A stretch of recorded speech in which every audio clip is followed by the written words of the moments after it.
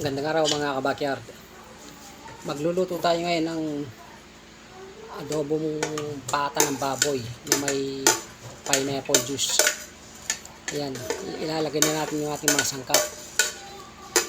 Ang bawang, sibuyas, daon ng laurel, tsaka pamintang buo.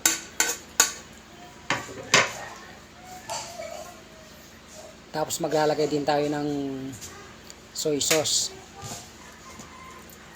Tansyahin lang natin yung lalagay natin para yung hindi masyadong maalat.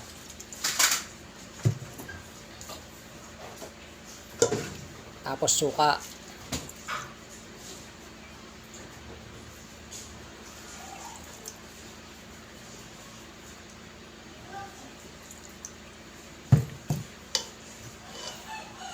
Tapos yung ating pineapple juice lalagay na natin para kumapit na yung lasa.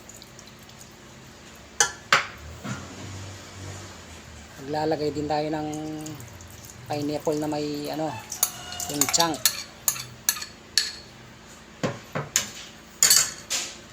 Para manamis-namis yung ating adobo. Tapos magdadagdag tayo ng tubig. Matanda kasi yung nabili natin pata, kaya naglagay tayo ng tubig para lumambot. Tapos tatakpan na natin sa pressure cooker.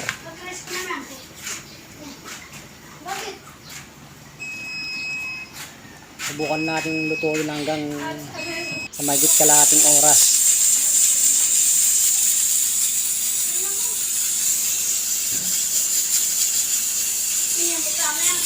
Yan.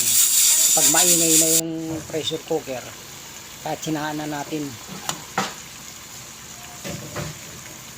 Ayan mga bagyak, malambot na siya.